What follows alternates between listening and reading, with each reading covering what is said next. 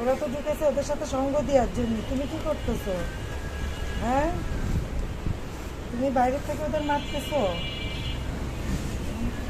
এই যে ক্যালসিন তোমার সাথে ঢুকছে সব কয়টা, তোমাকে সঙ্গ দেওয়ার জন্য বাবুরা ঢুকছে।